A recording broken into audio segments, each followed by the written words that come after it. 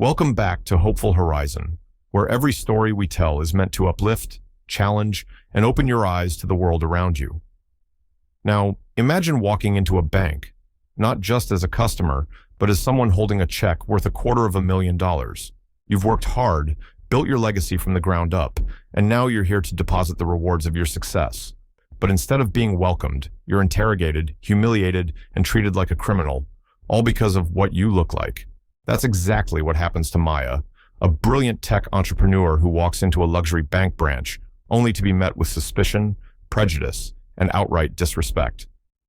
But what the bank manager doesn't realize is that Maya isn't just another customer. She's the very person who signs his checks. What unfolds next is a jaw-dropping journey of truth, power, and overdue accountability. This story is about confronting injustice, rewriting the rules, and showing the world what happens when underestimated people take their power back.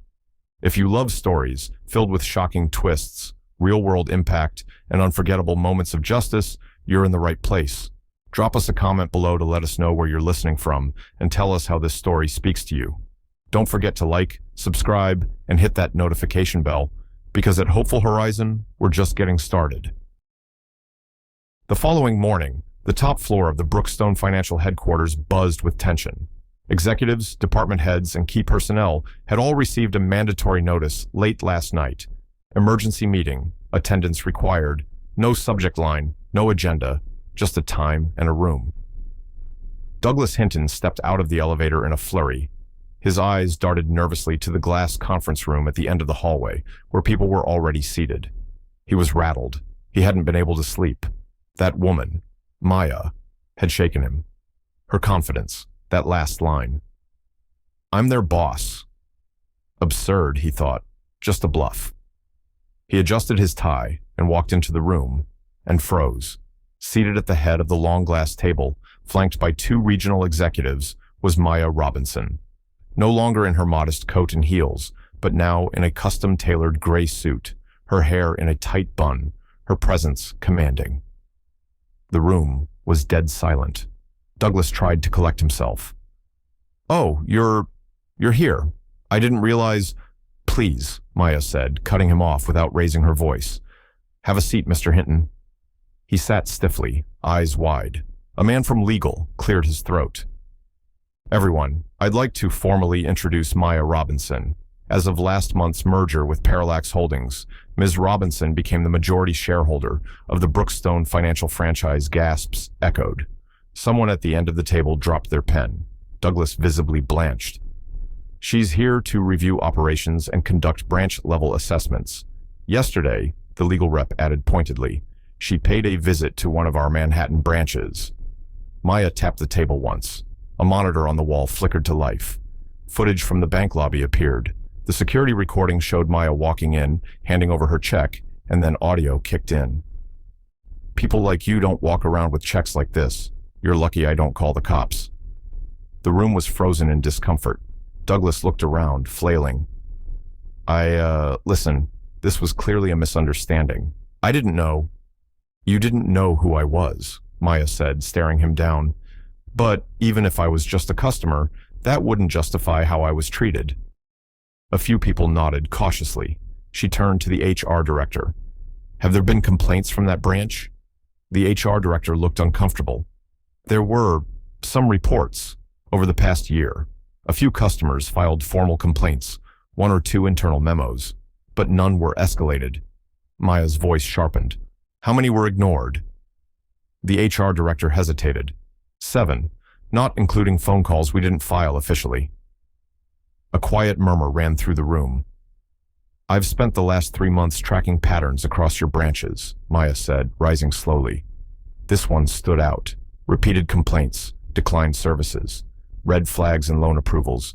I went in yesterday to see it for myself." Douglas stood suddenly, hands out. "Look, I was just following procedure. We have protocols for fraud prevention." "You humiliated me in front of a room full of people," she said, her voice low and full of steel. "Not because of protocol, because of your bias." Douglas tried again. "I didn't mean to offend." "But you did," she said, cutting him off, "and I won't allow this kind of culture to persist." She turned to the executives at her side. I'm calling for a full audit of all customer complaints from the last 5 years.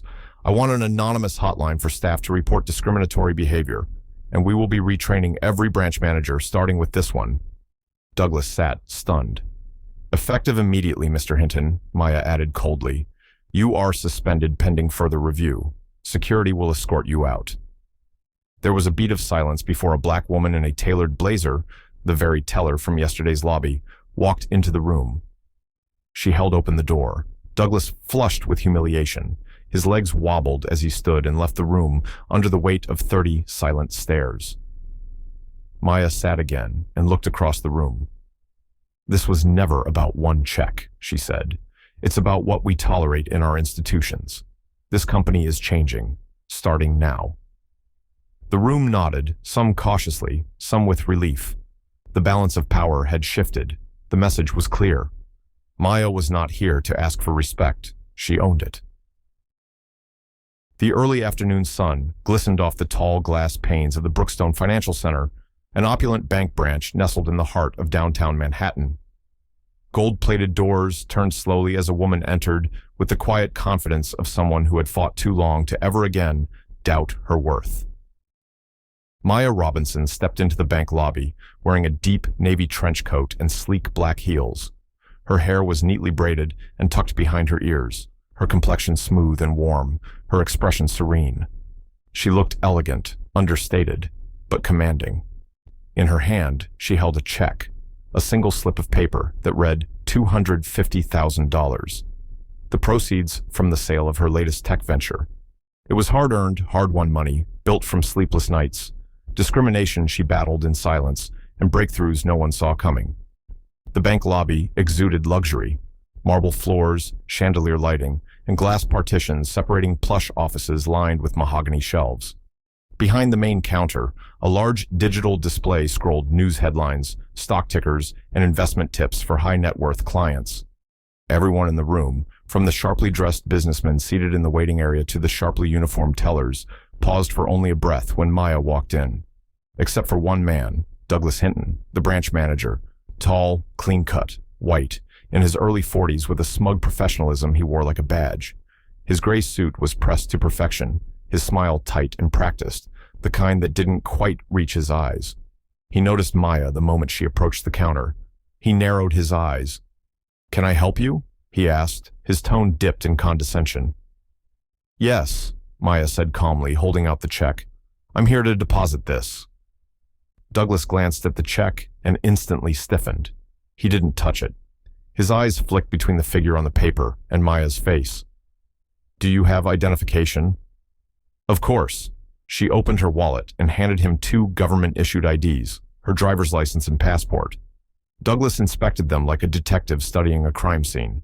Then he looked at her again. "Do you have proof of where this check came from?" Maya tilted her head. "Excuse me?" "A $250,000 check," he said slowly, tapping the corner of the check. "That's not something we typically see from walk-ins." There was a shift in the room. One of the tellers glanced up. A customer at the waiting area looked over his newspaper. Maya felt the heat of their stares crawling across her back. "It's from a business acquisition," she said, still even-voiced. "The routing and bank details are all listed." Douglas chuckled without humor. "Right, but how do we know it's not a scam? These kinds of frauds happen all the time." He held up her IDs as if waiting for a camera to snap a mugshot.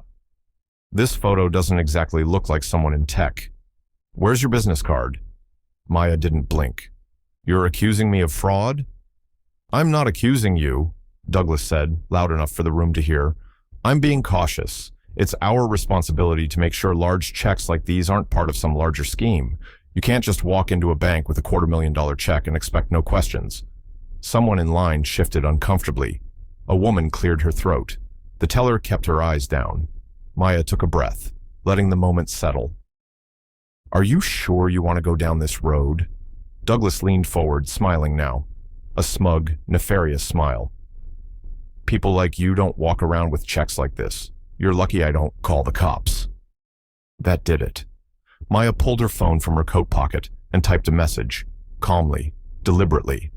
She looked back up and met his gaze. That's fine.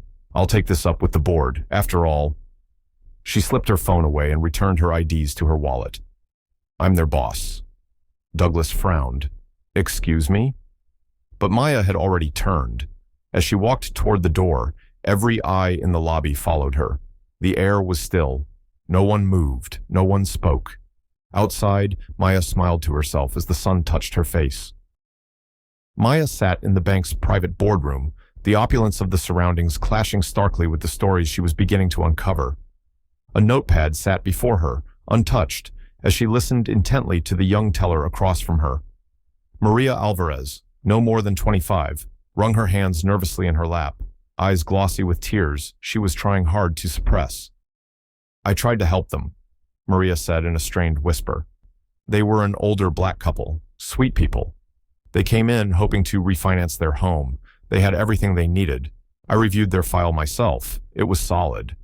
But Mr. Hinton pulled me aside after I submitted the recommendation, said it wasn't our preferred demographic.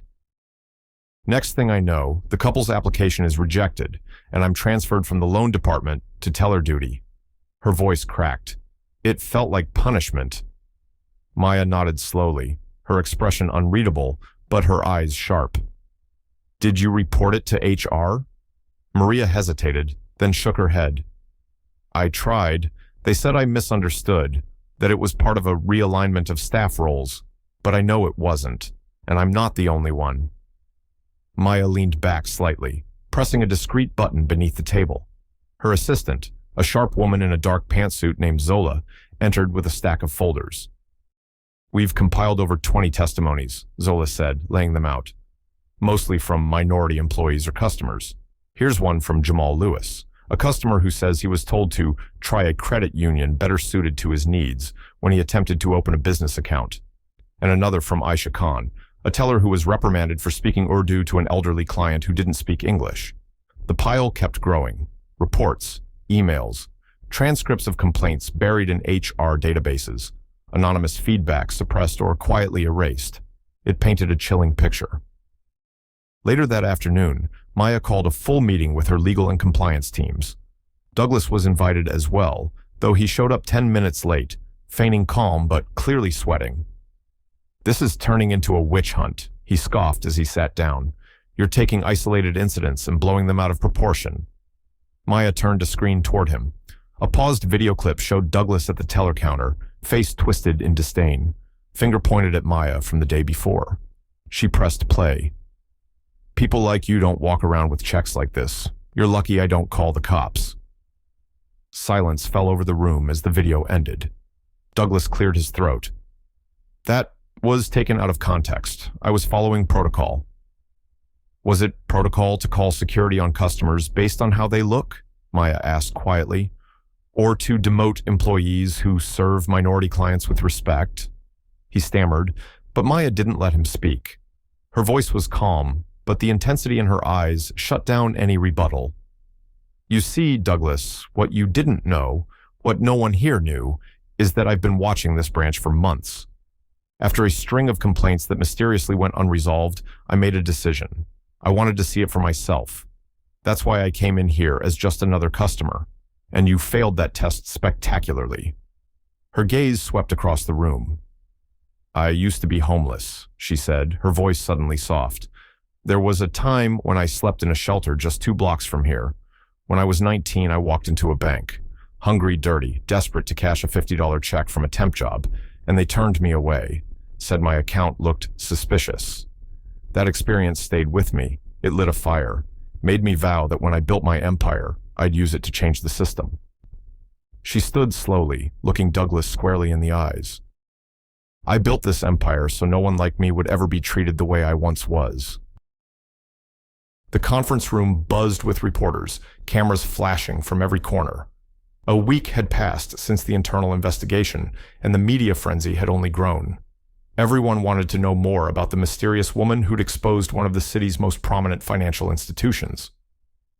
Maya stood at the podium, her tailored crimson suit radiant against the backdrop of the Hamilton and Company bank logo. She looked directly into the cameras, her presence commanding.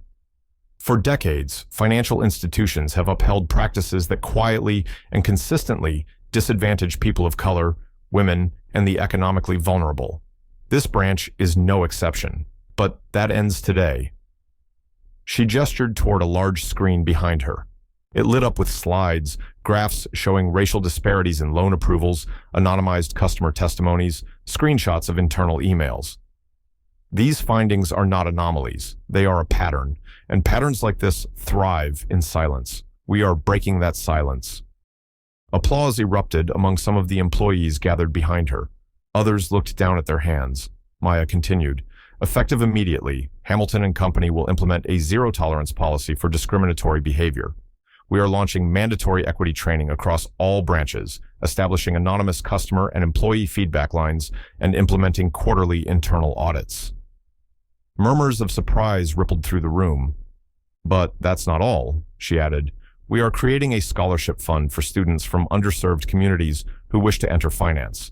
And today, I'm launching a mentorship program for women of color looking to rise in this industry."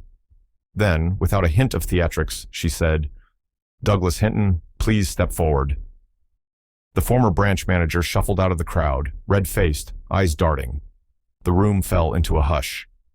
"You are hereby terminated from Hamilton and Company, effective immediately." The audience watched in stunned silence as Douglas was approached, not by security, but by Maria Alvarez. "Ms. Alvarez, who you demoted for doing her job with compassion, has just been promoted to assistant branch manager," Maya announced. Maria handed Douglas a plain white envelope. He opened it and frowned, then looked up incredulously. "This is a joke." Maya smiled, her tone as smooth as silk. "That's your severance, $5. I suggest you use it wisely." She leaned forward and added, for all the cameras to hear, "Try not to get profiled when you cash it." Gasps rippled through the crowd.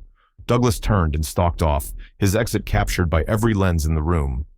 Maya returned to the podium for one final statement. "Sometimes the person you underestimate owns everything you stand on.